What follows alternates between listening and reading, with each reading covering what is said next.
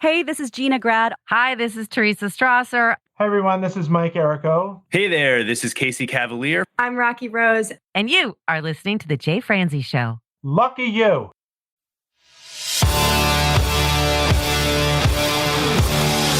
Welcome to The Jay Franze Show.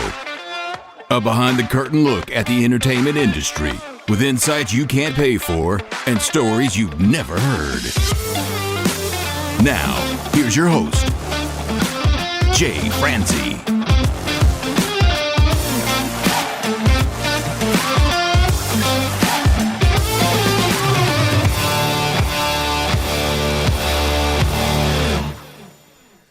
Well, hello and welcome to the show. I am Jay Franze, and this is your backstage pass to the entertainment industry.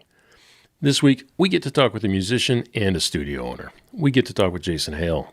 We'll talk to him about his time on the road with Ronnie Bowman, what it's like working with Doug Stone, and we'll discuss the difference between the music scene in Kentucky and Nashville.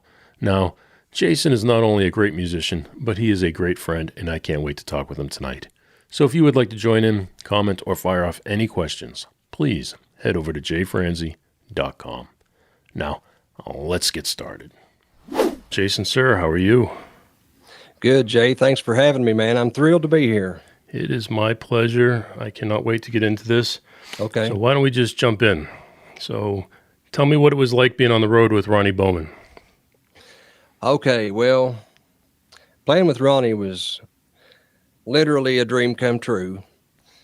I grew up listening to that guy. He fronted a band that I just listened to during my youth, and called the Lonesome River Band, and he wrote a lot of their material, played bass in that group, but after that, he did a solo thing.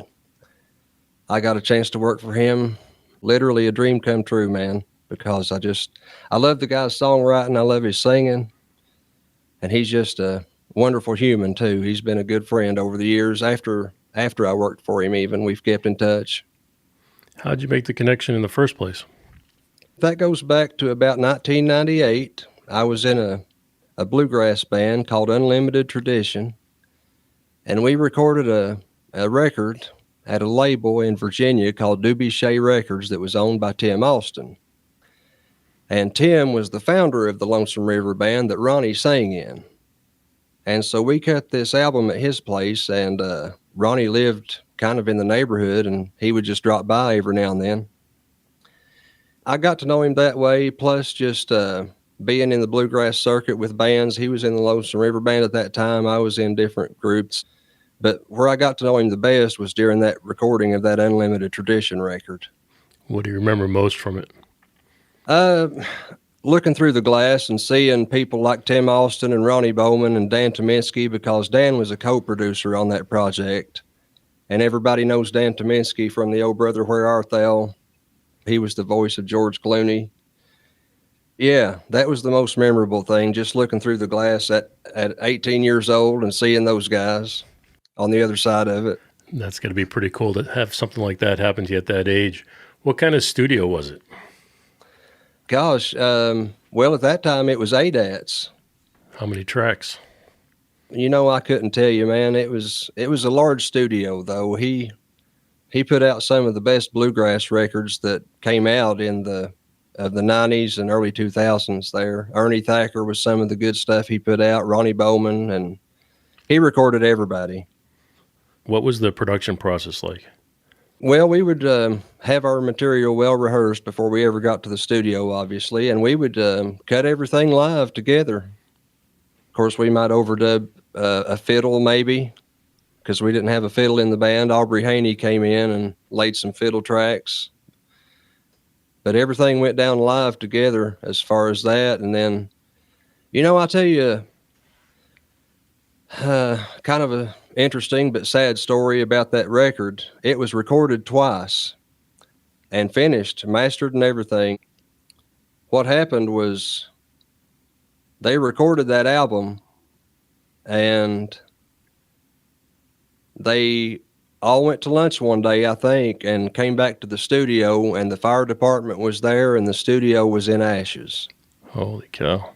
And a bunch of people that recorded there a band called Five for the Gospel, and some other people from the Unlimited Tradition band, and other people too that I'm just not mentioning and forgetting. But there was a lot of people that recorded at that studio before it burned, and they just pitched in and helped build a new studio. So after the new studio got up and running, we had to record it again. When you get that news, how'd that make you feel? Well, actually, to tell you the truth, man, there was a bass player in the band before me. I joined the band between the recordings of the two albums. They changed banjo players and bass players after the studio burned down, and then before they built the new one, they hired me and another banjo player named Johnny Lewis that's now with a group called Wildfire that's doing really good. So let's go back to the recording, the one that you participated in. So what was the producer's involvement in that recording? What type of producer was he? Well, Tim Austin produced all that stuff and engineered it. Tim was a master. I mean, both as a producer and an engineer. He taught me a lot about pocket and groove, a whole lot. Funny enough, this past year, Tim and I got to work together again for the first time since the late 90s, because I was out with Doug Stone as a bass player and he was out with Doug as his front house engineer. So after years of not seeing each other, we got a chance to work together all last year, and it was awesome. But as far as what kind of producer he was, I just picture him in my mind like a little bulldog. He knows exactly what he wants. He knows how to get it, and he will get it. And he's usually right most of the time, man. He's taught me a lot. Like I said, about pocket and groove. If anybody's interested in bluegrass rhythm guitar, check Tim Austin out. He laid down some amazing stuff there with the Lonesome River Band back in the day. So if he's teaching you about pocket and groove, did you guys play to a click? We did. Were you used to it at that point? Well, I had been in a few studio situations by that point, and I had to play to a click before, you know. So it really wasn't a new experience. I hadn't done a lot of it, but it was something I was kind of used to. And we toured a lot, that band did, you know. We played all the time, and we would go out for 2 or 3 weeks at a time. So we were tied as a unit when we got to Tim's, and he would come to our shows and critique us and things that was going to help us in the studio. Dynamics, you know, he talked a lot about dynamics. Yeah, he was just exceptional. That's awesome. So this is where you make the initial contact with Ronnie. What's the next step in that process? Well, after Unlimited Tradition was over, I played in a few other bluegrass bands before I ended up working for Ronnie. Some of those were James King, David Peterson in 1946, Melvin Goins. I may be leaving some out. But anyway, Ronnie had left the Lonesome River Band and started his own thing. And I knew that he had. I just called him up one day out of the blue and told him, because I kind of had a relationship with him, you know. So I called him and I said, hey, man, if you're doing your own thing now, if you need a bass player, I'd definitely be interested. And he said, well, we've got a guy in place right now, and he's doing the gig, but if something happens, I'll call. And you know how many times you hear that. Right. Yeah, so I didn't put a whole lot of hope in that, but I knew Ronnie was a man of his word, and I knew if something come open, he would call. Well, in June of 2005, he called, and he said, hey, the spot's open if you want it. And this was probably a year or two later, you know, from the time I called him. So we started right in, man. We had Wyatt Rice playing guitar with us, and he was the great Tony Rice's brother, and Wyatt is a world-renowned lead guitar and rhythm guitar player and recording engineer. And Craig Market was in that band, who's a unbelievably good songwriter. That was a talented bunch. I don't know what I was doing being a part of it. Well, that's what I was going to ask you. I mean, you looked up to him all that time, and then you enter the room to first start playing with him. What's that feel like for you? Well, intimidating, you know. I'm trying to think how old I was when I went to work for him. That was 2005, so sometime in my late 20s. But Yeah, it was intimidating, but both, like I was telling you earlier when we first got started, literally a dream come true. But intimidating would be one word. How nervous were you? Well, okay, I'll give you a good example. We were playing a gig somewhere, and I had like one line of background vocals to sing in the song, and it came time for me to do it, and I just locked up, man. And I just locked up and looked at him, and he said, "Say something, anything, just say something." Let us know you're alive. Yeah. So, yeah, that's probably the most embarrassing thing that ever happened on that gig, but he was gracious. He make you feel okay about it? Oh, he never said a word about it, man. Just like it never happened. Ronnie's just a gracious person. That's awesome. But he's had a lot of success as a songwriter since I played for him. He wrote a Brooks and Dunn song called "It's Getting Better All the Time," and he wrote a Kenny Chesney song called "I Never Wanted Nothing More," and he was a co-writer on Chris Stapleton's "Nobody to Blame But Me." So, yeah, he's still down there doing it, man, every day. How long did it take you to feel comfortable? Probably after 4 or 5 shows. I remember one show in North Carolina where we had Rob McCurry of the McCurry family playing banjo with us. And I remember, for some reason, just distinctly feeling after that show that I felt like I was starting to gel, and it was starting to come together for me, and I could kind of relax, and enjoy being there. But yeah, the first few shows I was young and kind of freaked out to be standing there playing bass behind one of my heroes and playing bass on a lot of the songs that he recorded the bass part to when he was standing there playing guitar and I was playing his parts. Right. So he knows them well. Oh, yeah. Yeah. How many rehearsals did you have before you hit the road? None. Now, I take that back. Occasionally, if we had a gig, like Ronnie wouldn't tour constantly, because he stayed so busy writing songs in town. He didn't tour constantly, but like we would go maybe a little while without seeing each other or playing together, but maybe the night before a gig, we would get together and knock off the rust, So I remember my first show in Columbus, Ohio, we had no rehearsal. He just sent me a set list and a CD of the material and just get up and go. It was up at the Musicians Against Childhood Cancer Bluegrass Festival there in Columbus, outside Columbus. Now, because you were a fan and looked up to him in the first place, did you know a lot of the songs or did you have to learn them all? I pretty much knew him because I had all of his solo records, and plus he was doing a little bit of maybe 1 or 2 LRB tunes in his set. I can't remember exactly. Right. What kind of travel did you have? Was it by bus? It was by bus. Sometimes we would fly if it was pretty good ways off. The furthest we went on that gig was we went to France, but usually when we were in the States, we were on a bus. All right. Now there's a couple of things there I want to touch on. Okay. First, life on the bus. So you're young, you're new to this, you get on the bus with all these other people who are already fitting in with the team and already family. How long did it take you to become comfortable enough around them? Well, Ronnie's wife, Garnet, man, made sure that I felt at home right off the bat. She brought meals out on every trip and fed us all and made sure that we were good. And she just took care of me like I was one of her own, So the acclimation into feeling comfortable on a personal level was actually quicker than feeling comfortable on a musical level with them, to tell you the truth. Well, that's pretty cool. So in that case, what was the life on the bus like?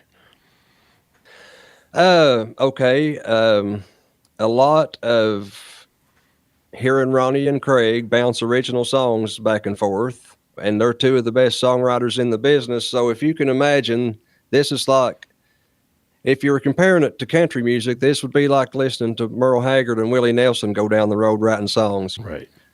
But they were doing a lot of that, and bouncing songs up back and forth and just having a good time and visiting with each other and talking about life and eating good.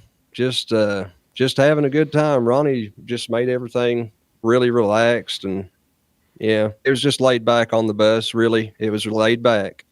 Was there any joking going on?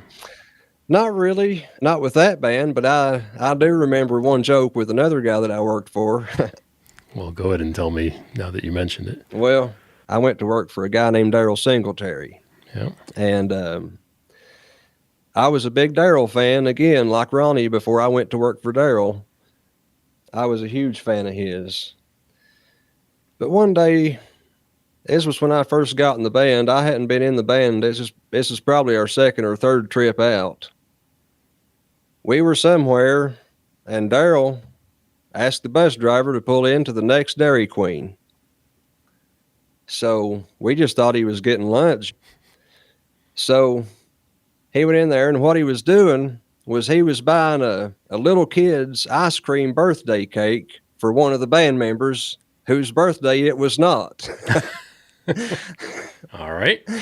The steel guitar player that he was buying this birthday cake for was named Danny Mohammed. And Danny is legendary around Nashville. He played steel guitar for Ray Price for like 11 years, and he's a masterful steel guitar player and guitar player. More importantly, what flavor was the ice cream? Oh, now that I couldn't tell you. I remember it was pink, though. All right. And so at that point, did you feel like your skill level met the needs of the band more so than you did going out with Ronnie? Yeah. And again, with Daryle, we had absolutely no rehearsal.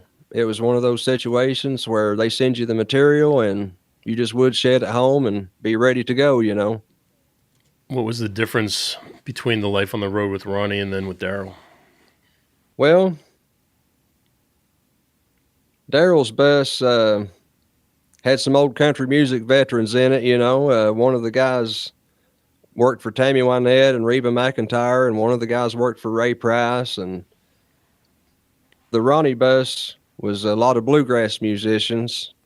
That Ronnie was very heavily involved in country music through his songwriting, but Daryl's bus was telling old war stories about the Opry. I would hear different things like that sometimes. I can't remember them all now, but just hearing the different stories about different people, the legendary stories that gets around. We've talked about one or two of those. I'm sure. Yeah. Yeah. So you're on the road, you're swapping your war stories. Now you've done it a couple times. You've mentioned Nashville and Kentucky. Can you discuss kind of like the musical differences between the two areas that are so close together? Well, that's a hard one, man.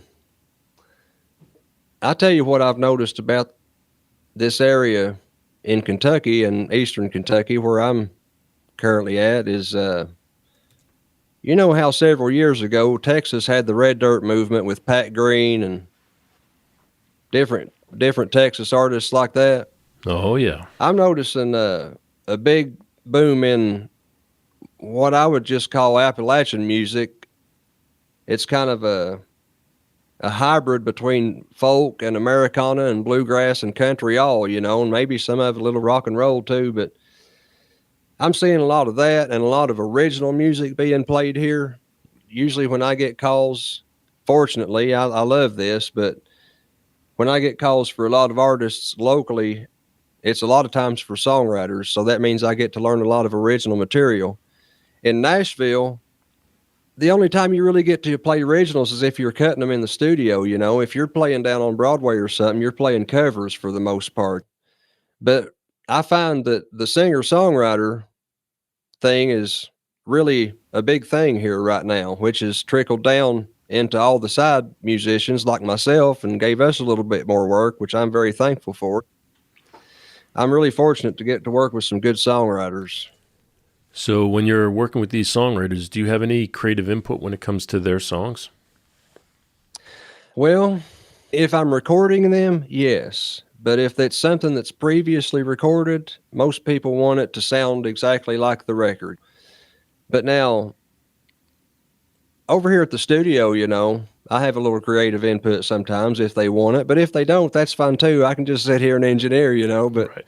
A lot of people ask me to play bass on their stuff when they come here to record. Most of the time when somebody comes here, they need somebody to do the chart process and write out all the charts for the band, and that's usually winds up being me for some reason. Are you using the number system there as well? Yes. The Nashville number system, man, I live by it. So the Nashville number system's made its way to Kentucky, so that's pretty cool. Oh, yeah. So do you have any other embarrassing moments from the road? Oh, yeah. Well, I was out in Branson, Missouri one time, and we was on our way to play at Silver Dollar City. I can't remember what band this was with, and we got caught in the heaviest traffic ever. There was no way we were going to make it on time. So we got out of the vehicle and started walking towards Silver Dollar City, thinking that we could get there quicker by walking than by waiting in traffic. So this guy comes along riding down the shoulder in a pickup truck, bypassing all the traffic. And he says, "Hey, you guys get in. I'll take you up here to where you need to go," you know. We didn't know who this guy was or anything. So we hopped in the back of his truck. Yeah, of course. When you're 20-some years old, you don't think of that sort of thing. But anyway, we got up there to the drop-off point, and I had my bass in a gig bag. And when I jumped out of the bed of that pickup truck and my feet hit the ground, the shoulder strap broke on that gig bag and my bass hit the blacktop, man. It didn't hurt it, but that was an embarrassing moment. You know, I was right there in the middle of a traffic jam, scraping my bass off the blacktop. Dude, that's got to make your heart drop. Oh, yeah, and when you're out on the road, sometimes I had the luxury of carrying two. Like all last year, I carried two basses, but a lot of times you're just out there with one bass, and if something happens to that, you know, what are you going to do? You were talking about playing in France. What's different about playing in France than the U.S.? Well, okay, man. I found that crowds over there, and maybe even Canadian crowds too, I've noticed this, they might appreciate music a little more than some American audiences, and I don't want to offend anybody by saying that, but man, people just still love live music. They attend concerts in the tens of thousands. That's what I noticed most, was just how appreciative the people were. I don't know if bands aren't as common touring as they are here in the States, but that's what I noticed. People was much more appreciative of the music. What kind of challenges did you have playing in a different country? Well, mainly, to tell you the truth, my biggest hang up on that trip was the food. Why is that? I couldn't get over the food, man. Everything was served at room temperature. Ugh, no, They didn't you. use ice. All your drinks was served at room temperature. But as far as when you have your ham and eggs in the morning, it was literally like a room temperature cold cut of ham with a few hard-boiled eggs and a lukewarm drink. And at the end of that trip, the last night we were there, man, we found a McDonald's. And we, of course, went in there and bought the menu out and gorged ourselves, you know, on McDonald's the last night we were there, because we'd been eating stuff we weren't used to for 2 weeks. But that was the biggest challenge. Yeah, that was the biggest challenge on that trip. Really, I do remember all the concert productions and stuff being really top notch over there. So all that was good. I remember that. And What about technical challenges like electricity? well, I didn't have to take an amp. They provided me an amp. And if I'd had to take my own amp, I couldn't have used it because of the plug-in. But whoever booked us on that gig over there supplied me with an amp while we were there, so it wasn't an issue. So I didn't really have any technical challenges on that trip. My biggest technical challenge a lot of times is just sometimes still getting used to in-ear monitors, you know? What's the challenge for that? It seems like that would be easy. Well, I've not found one yet that I'm happy with the sound of my bass through. It's just hard to beat an amp behind you, you know? Well, yeah, you can't feel the air pushing from a earbud. Yeah. You know, I've heard Nathan East has a set of, I think 1964 Audio makes those, and they're supposed to be the best earbuds on the market for reproducing bass frequencies, but the price tag is a little hefty. Yeah, no kidding, right? Yeah. It's got to be tough for a tiny little earbud to truly reproduce the bass frequencies. Oh, yeah. And all you're hearing of the bass is really the mids and highs. You're not getting much of the lows. So what lessons did you learn when you were out on the road? Well, stay quiet. Keep your mouth shut. Don't talk too much. Just try to blend in. Try not to stand out, both in conversation and on stage. That's one of the biggest takeaways, maybe. We always said in the studio that we'd rather have somebody who was a good hang versus somebody who had technical chops, because you could always teach them the technical chops. Right. But I can imagine that being on stage with a musician, especially a solo artist, you can't truly outshine the artist, right? Oh, that's true, man. Yeah, you gotta find your place, and that's one reason that I concentrate big on just learning the parts on the record. I don't embellish. What was your time with Jared Neiman like? The money was good, and a lot of the shows we were doing, we were opening some of Keith Urban's shows up on his. I think the name of the tour was called the Set 'Em Up Tour or something like that. That was what, 2014, right? Yeah. Yeah, I worked with Keith doing monitors back in 99. That was actually the first gig I got when I moved to Nashville. Oh, really? Very cool. He was amazing. He was a great artist, great guy, always nice. That was back when he was opening up for Phil Vassar. Oh, really? Yeah, so he was still a young guy himself. I always thought the same thing. He was extremely nice and always approachable, and very good guy, seemed like. His wife was super nice as well. I mean, super nice. Really? Yeah, I never met her. Yeah, I've only met her in passing at the award shows and stuff, the CMAs. Oh, okay, yeah. But no, I mean, they're both super nice. But he was a very nice guy, easy to work with. He had no complaints about anything. He'd just go on stage, tell you what he wants, and he was happy. Yeah, there you go, man. I've worked with others that might not have been so happy, but no, he was really good. Well, guys like that make life easy. You're out on the road with him. What was different on that tour versus your previous two? A lot of the, just the way we were took care of, for lack of a better word. I mean, on a gig out touring with Keith Urban and stuff, it's a little bit of a different world in a lot of ways. Say, instead of taking a bus to Utah or something like that, we would just get up that morning, fly to Utah, play the gig, and fly home first thing the next morning, But did he fly you first class? He did not. Yeah, possibly, man. But yeah, just the way we were treated, I guess, just being out on that level of a tour, it was a little bit different than what I'd encountered before, maybe a little bit. Was catering better? Oh, yeah. Yeah, catering was always pretty good. Yeah.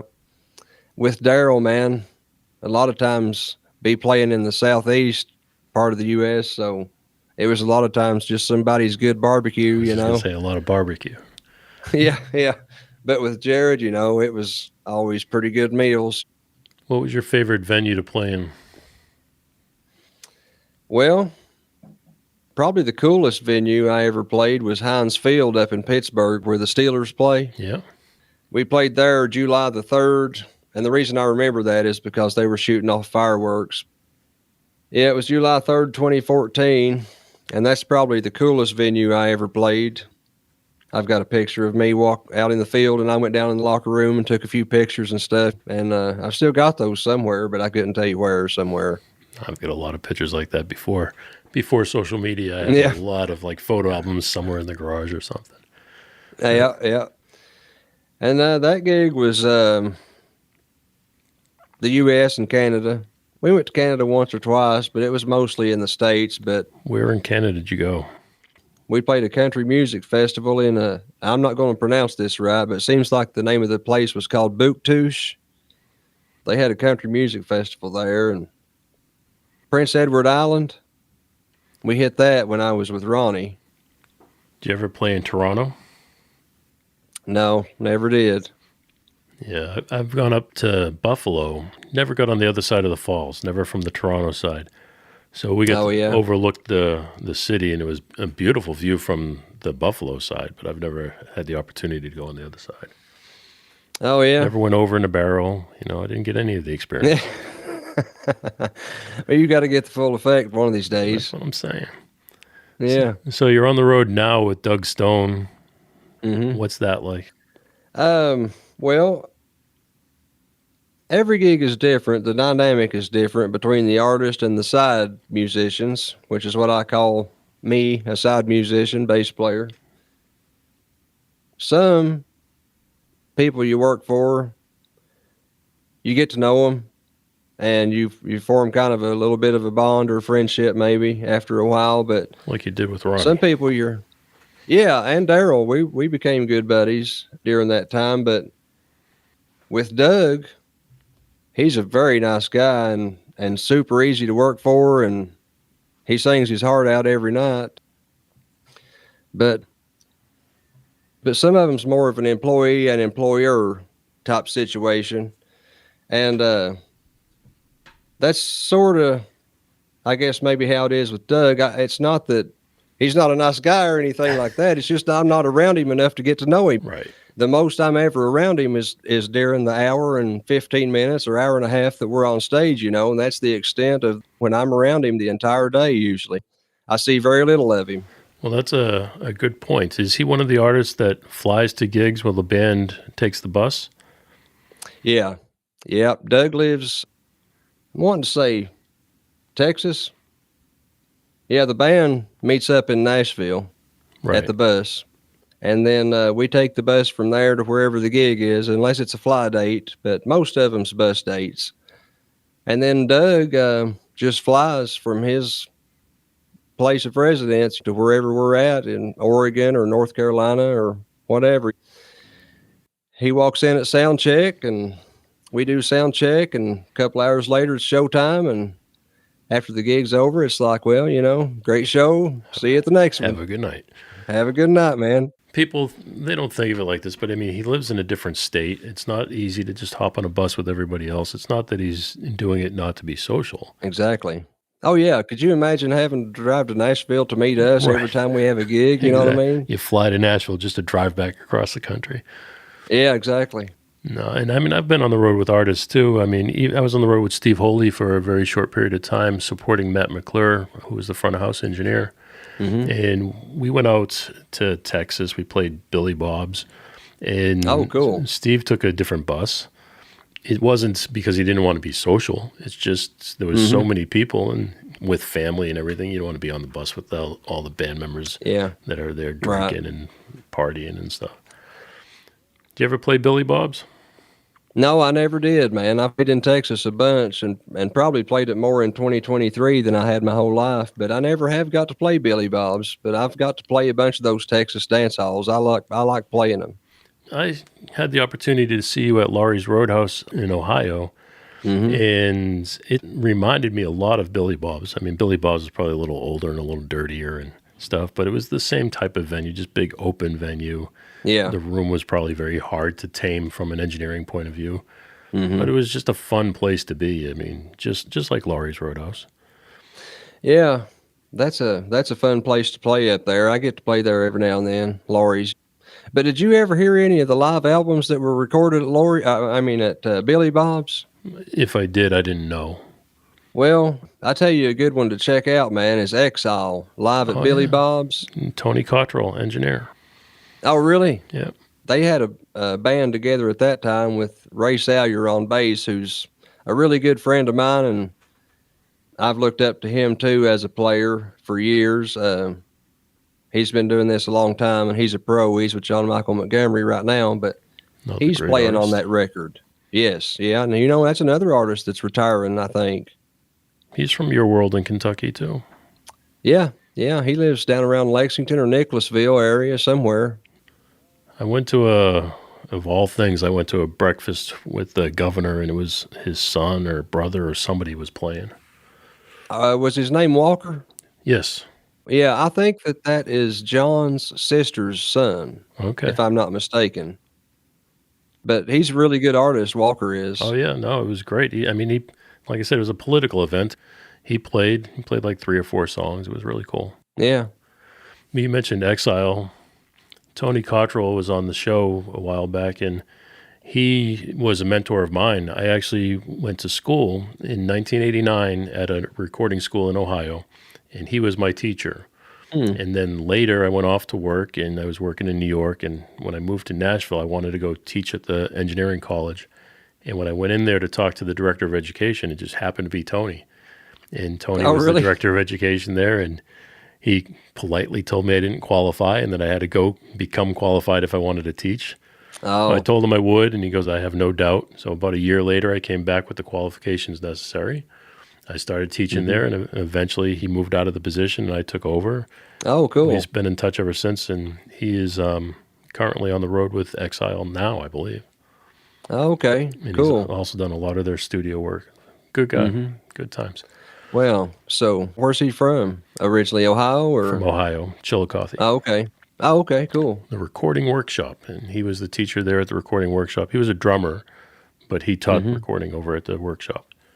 Well, that's awesome. I know another guy that works as an engineer for Exile named Dwayne King. He's here in Kentucky, where I'm at, or close to me, about an hour away, actually. Well, let's talk about your studio. You opened up your own studio, and you're recording all sorts of artists, and you actually stay pretty busy. Can you tell us what type of artists you're recording? Yeah, a lot of what I do is singer-songwriters. I've had piano vocalists in here doing gospel. I've had acoustic guitar players that do singer-songwriter stuff.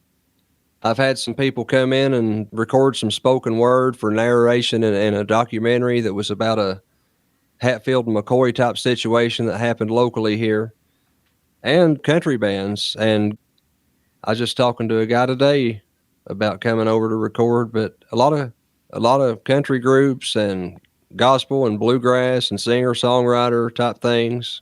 Well, let's set the picture a little bit. I mean, you are far out in Kentucky. It's not like you're near a major city. Yeah, I'm in the sticks. Yeah, it really surprises me that there's that much music out where you are. I mean, Oh, man. kind of describe the scene there. I mean, what's the music scene like? Well, there's more musicians right now probably in this area than I've ever seen.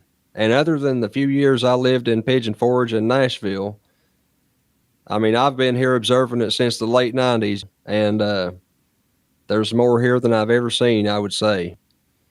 But yeah, it's a crazy time. There's plenty of musicians, and there's just a wealth of talent here, man. I mean, not counting just the people I work with, but I mean, this area is legendary for producing world-class talent. Man, I could go down a list of people that's came from within an hour of here that's just dominated the scene on a professional level.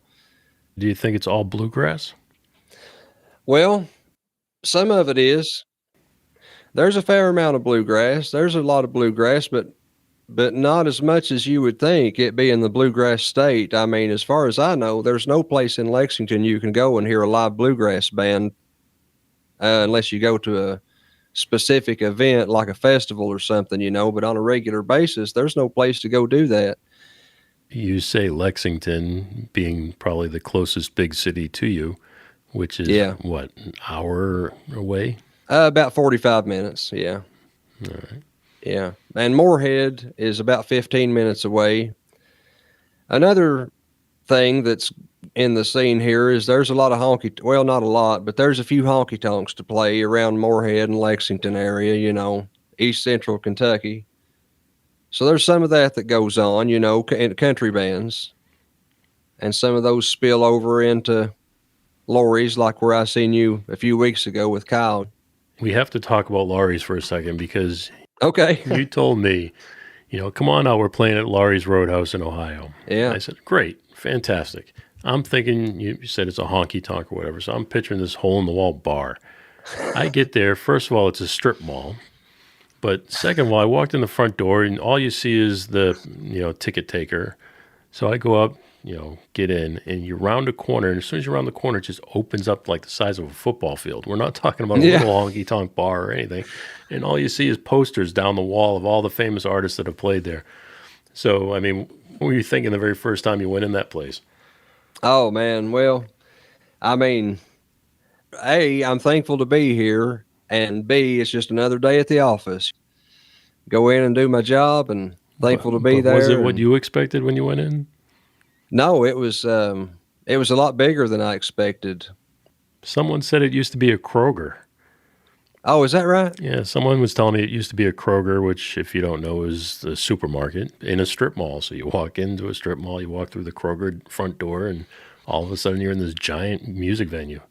And when I say giant, I mean giant. It was not small. Not a small venue at all. Oh, yeah. It's a big place. I don't know how many 1,000 square feet it is, man, but it's huge. I mean, it's so big, they've got 2 stages. Yeah. The main stage is huge, but the side stage is big, too. Oh, yeah. It's plenty big enough for a 5 or 6 piece band to play. The side stage is bigger than most honky tonks' main stage. Oh, that's true. Yeah. Especially in Nashville, in those honky tonks there, you're lucky if you get a 5x5 in a lot of cases. Oh, yeah, right up next to the window. Right in the corner next to the window, and you're lucky if that window opens. I don't know when we're playing in Laurie's again up there near Cincinnati, but I think we've got some gigs coming up around Columbus the first weekend of April with Kyle Fields, who's another songwriter I get to play with a lot. He's awesome. Actually a Kentucky boy. Yeah, he is, and he's been real good to me. He's actually from Kentucky, but he lives in Nashville. And we're some distant relation.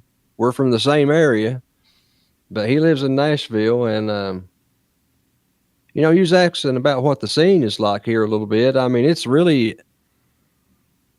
thick with songwriters right now. A lot of singer-songwriters, and a lot of them's good too. I mean, people should check out, Kyle Fields and Sarah Beth Terry and Clark Kissick and Reed Fields and Nathan Arnett and Jake Vanover. I mean, I've just been fortunate here lately to get to work with some good songwriters. Hope that's the case the rest of the year. Well, with Nashville having such a boom, do you feel like there's a lot of artists or songwriters moving their way into Kentucky? Not necessarily, but I do think that Nashville has got its ear tuned into the whole Appalachian thing, the Tyler Childers movement that's kind of started. I think Nashville knows about that, and knows what's going on. Well, I know when I was in Nashville, I was there for 20 years, and I remember when I first moved there, people asked me where I wanted to live, and I ended up south of Nashville, but somebody was asking me if I'd want to live over the border of Kentucky because they said it was much cheaper to live there. And at the time, I thought to myself, oh, that's too far away. I don't want to be that far away. Now I live in Kentucky, so I don't think it's that far away at all. Oh, yeah. But at the time, it was a consideration for a brief moment, but I decided to be right there in the heart of Nashville. Yeah, I know several musicians that live around Franklin, Kentucky and Bowling Green, that area, and commute to Nashville for gigs and sessions and stuff. Yeah, I used to go to Bowling Green quite a bit just to write with people or just to work with people. So it was cool. All right, sir. Well, we do this thing here we call Unsung Heroes, where we take a moment to shine the light on somebody who's worked behind the scenes or somebody who has supported you. Do you have anybody you'd like to shine a little light on? Yeah, there's a guy in Nashville named Roger Carter, who I think he's originally from Alabama, but he is a mad scientist of bass. This guy has studied bass, man, to the point of just minuscule dissection. I mean, I've never really taken a lesson from him, but he has helped me so much in just sending me things to listen to or scale patterns to think about or different ways to get around the neck. And he's helped me a ton over the years, and he taught me how to set up a bass guitar. He's the guy that taught me how to do that. But he's been really helpful, just a wealth of knowledge. He worked with Bob Babbitt, the famous Motown bass player. But yeah, Roger Carter, everybody should get to know Roger down in Nashville. He is a bass guru. A big thanks to Jason for taking the time to share his stories with us. And thank you for taking the time to hang with me here. I really do appreciate it. Please follow, share, and connect on all the socials. You could even tell a friend. I would appreciate that too. You can do all this and find the links to everything mentioned over at jfranze.com/episode 55. Thanks again for listening, and I'll see you next week. Thanks for listening to The Jay Franze Show. Make sure you visit us at jfranze.com. Follow, connect, and say hello.